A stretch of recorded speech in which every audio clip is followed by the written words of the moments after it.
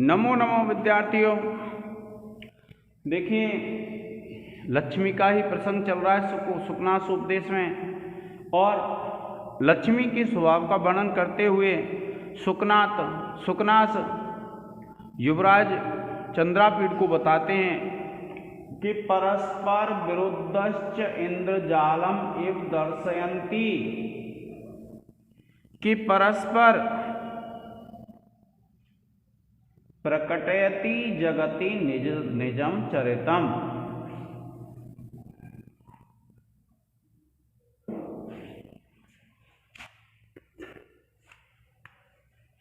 क्या कहते हैं? देखिए, परस्पर विरुद्ध। परस्पर विरुद्ध का तात्पर्य होता है भिन्न भिन्न। क्या कहा? परस्पर विरुद्ध यानी एक दूसरे से अलग। इंद्रजालम इव, इंद्रजाल के समान, इंद्रजाल जो जादू होता है उसके समान। दर्शयन्ति दिखाती हुई, प्रकटयति प्रकटित करती है, जगति संसार में, निजम चरितम अपने चरित्र को। क्या बताया लक्ष्मी के विषय में? कि परस्पर विरुद्धश्च इंद्रजालमेव, कि परस्पर विरुद्ध इंद्रजाल के समान। जिस प्रकार इंद्रजाल होता है, जादू होता है, उसमें भिन्न भिन्न रूप दिखाई देते हैं, उसी प्रकार से ये जो लक्ष्मी है, दर्शयन्ति दिखाती हुई, प्रकटयति जगति निज चरितम, के इस संसार में अपने चरित्र को प्रकट करती है, दिखाती है। कि जैसे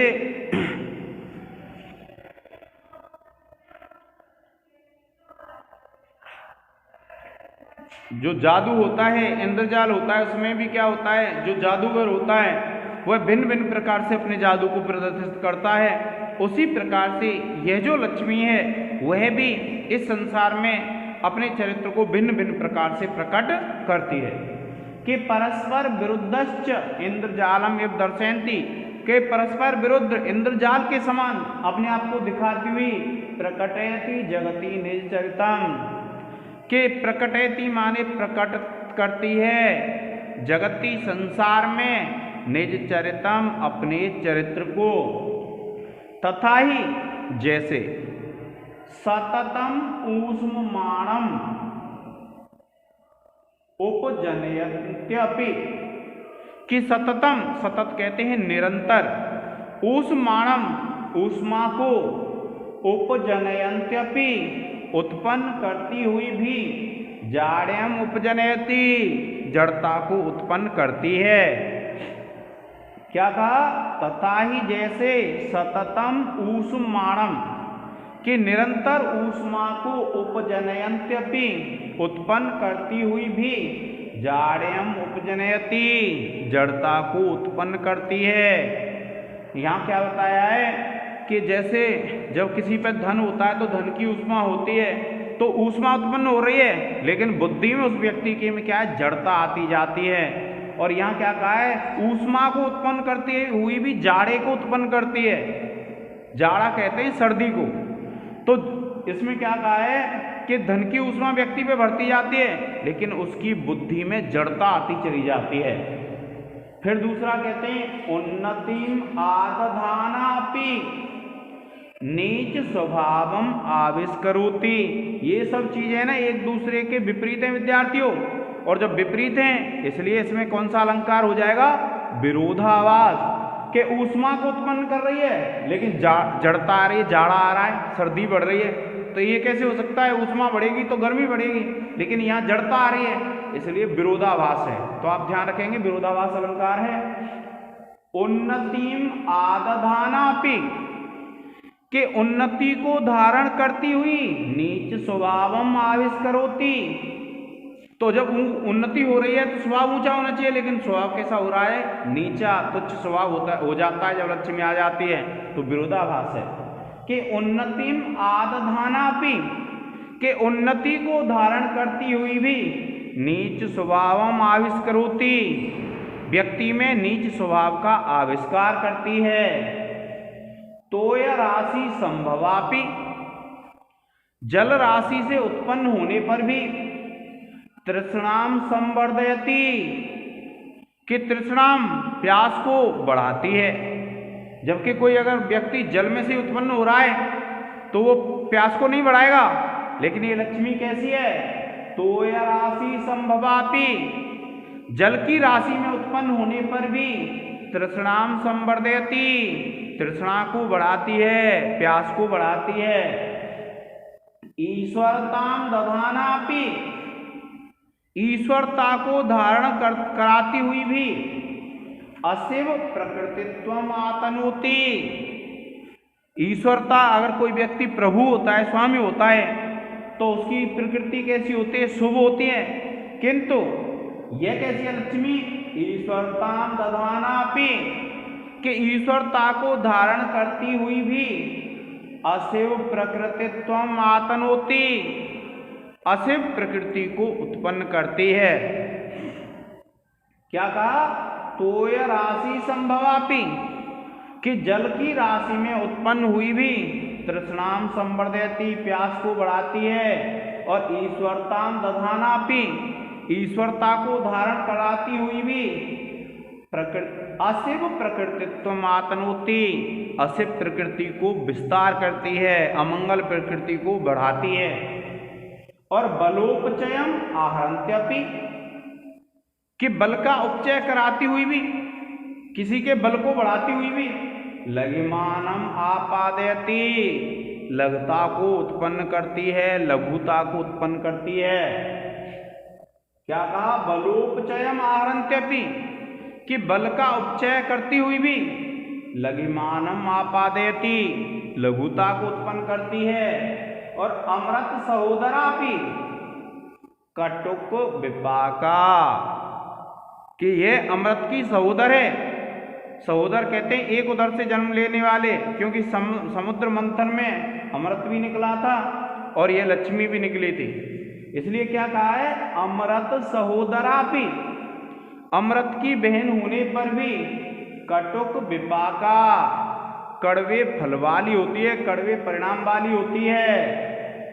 और विग्रहवत्यपि, कि शरीर वाली होने पर भी अप्रत्यक्ष दर्शना, कि जो प्रत्यक्ष से न दिखाई देने वाली है। विग्रहवत्यपि अप्रत्यक्ष दर्शना, कि शरीर वाली होने पर भी अप्रत्यक्ष दिखाई देने वाली है। और पुरुषोत्तम रतापि, पुरुषोत्तम कहते हैं भगवान विष्णु को, कि पुरुषोत्तम रतापि, कि पुरुषोत्तम में रत रहने पर भी खल जन प्रिया, यह दुष्ट जनों की प्रिया है।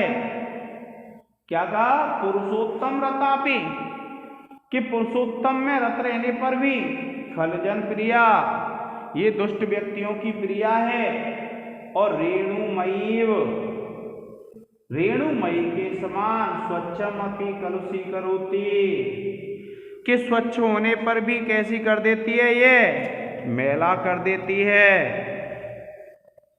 क्या कहा, रेणुमयीव, धूल के समान, ये रजोगुण से उत्पन्न होने पर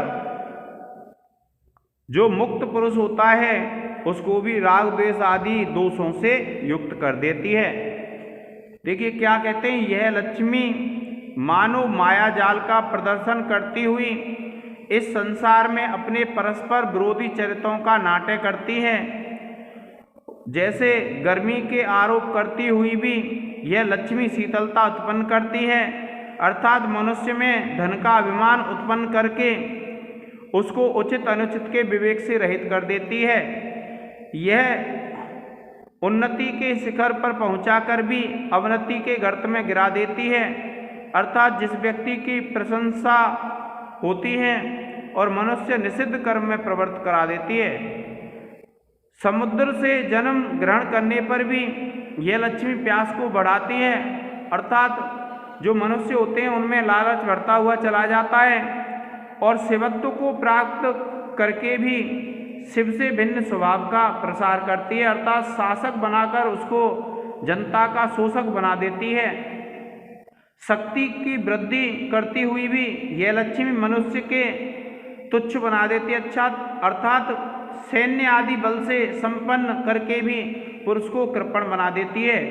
यह लक्ष्मी सुधारस के साथ जन्म लेकर भी स्वाद में कड़वी लगती है, अर्थात अंत में दुख देने वाली होती है। शरीर को धारण करके भी आँखों से ओझल ही रहती है।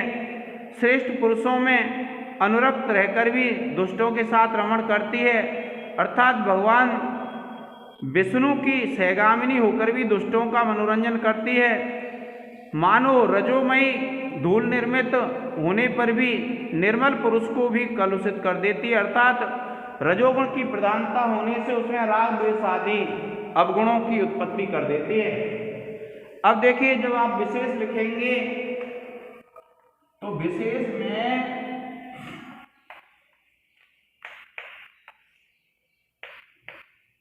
आप लिखेंगे इस पद्य में विरोधाभास अलंकार है।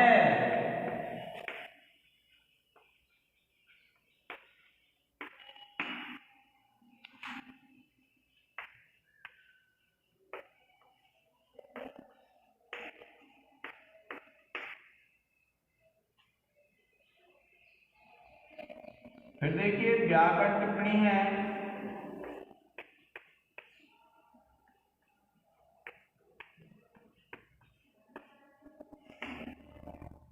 व्याकरण टिप्पणी में आप लिखेंगे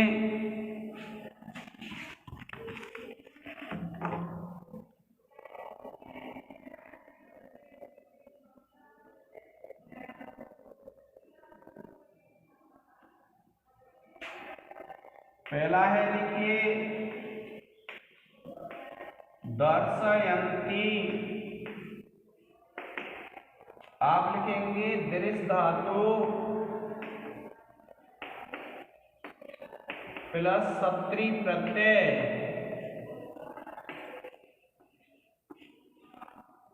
फिर उसके बाद है, देखिए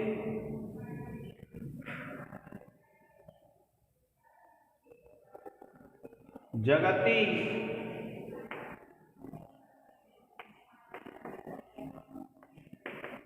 आप लिखेंगे जगत शब्द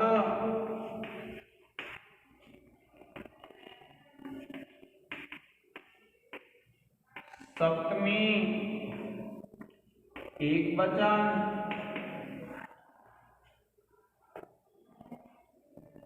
फिर देखिए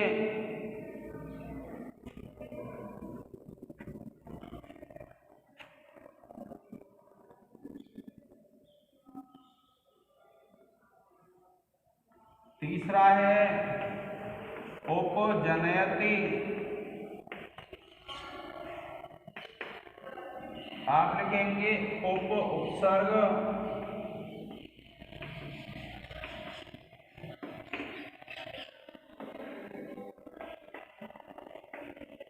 जन धातु लट लकार प्रथम पुरुष एक वचन।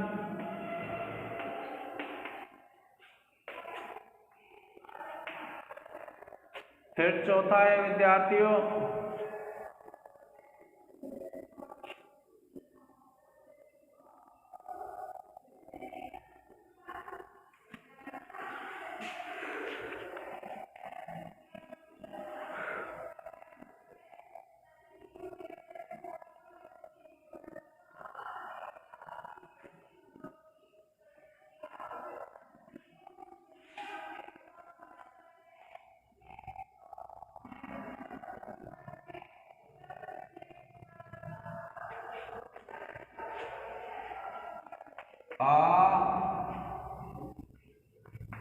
दधाना,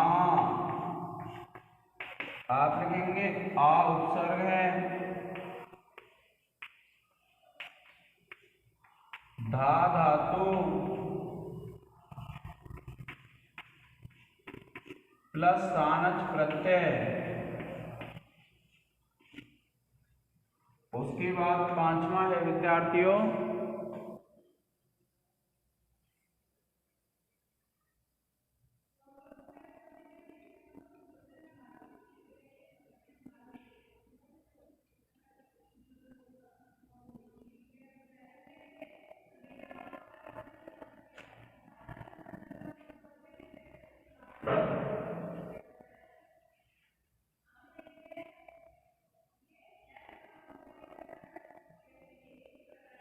संभवापि,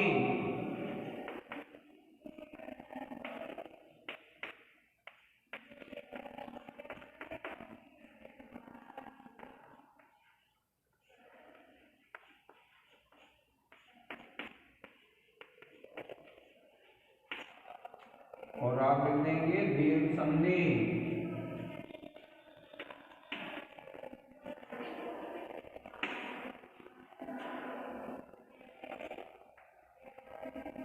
फिर है छठवां,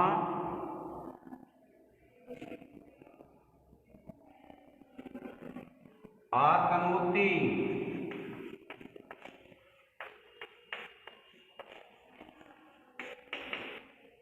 आप लिखेंगे आ उपसर्ग है,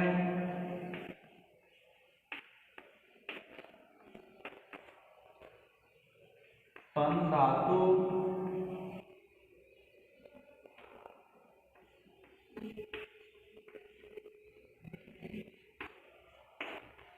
लट लकार प्रथम पुरुष एक वचन।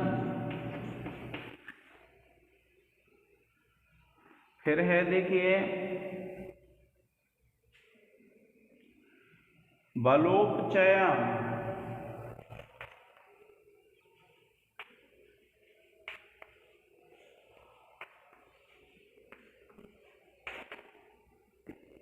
आप लिखेंगे बल प्लस उपचय।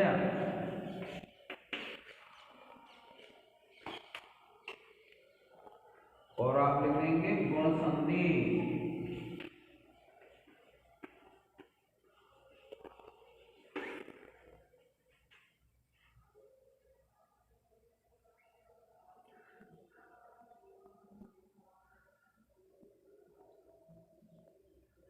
फिर देखिए आठवां है सहोदरापि।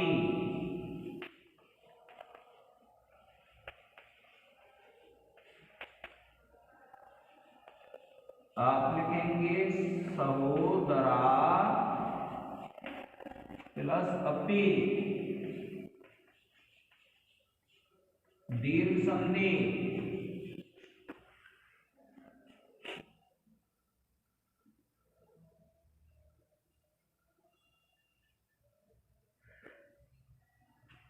फिर देखिए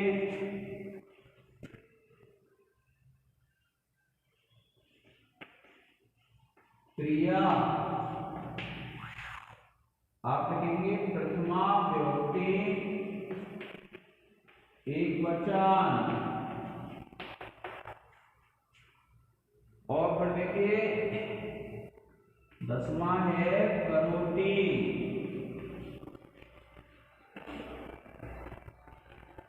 किरी धातु, लट लकार प्रथम पुरुष एक वचन।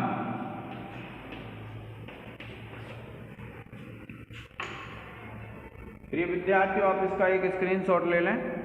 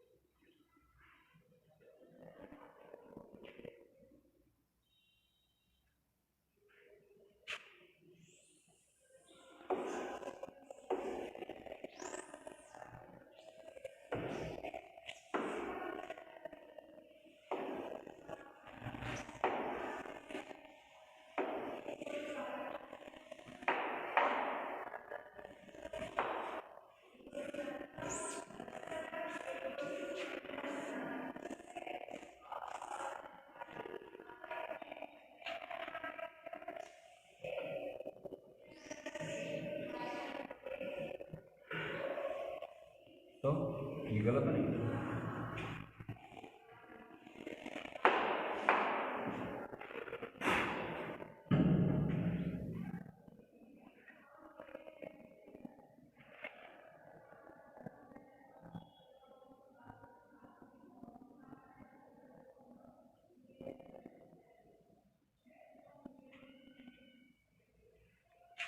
फिर देखिए विपाका, आप लिखेंगे बी उपसर्ग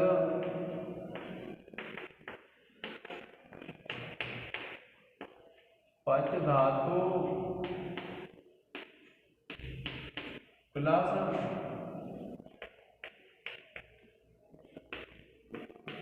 घय प्रत्यय। फिर 12वां है रेणुमयी,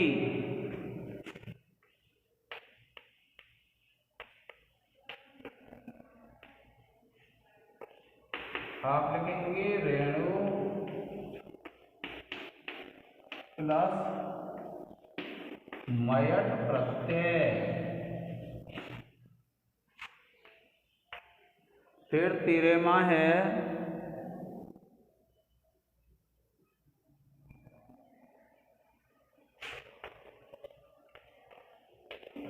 विग्रहवती, आप लिखेंगे विग्रह शब्द प्लस मत प्रत्यय।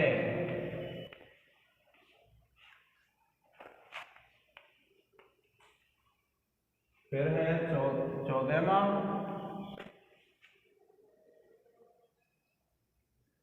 रता,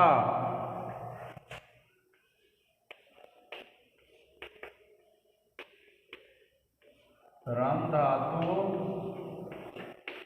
प्लस त प्लस टाप प्रत्यय।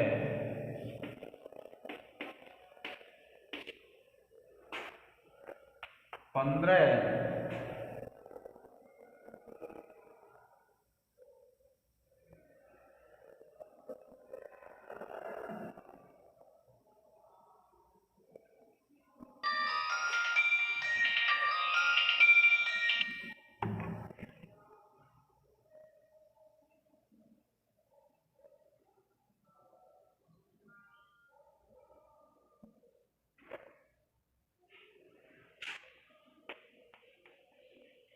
न सेवा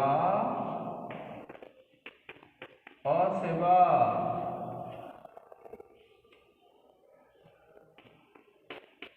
नय तत्पुरुष।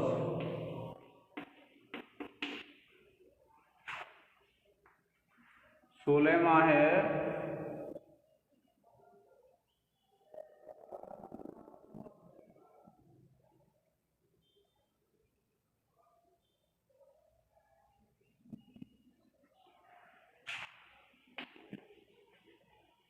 लघिमानम,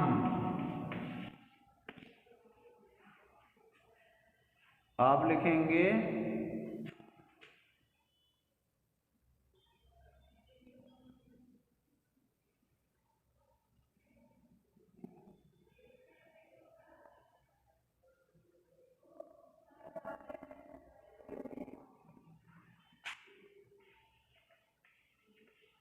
लघु प्लस एमनेच।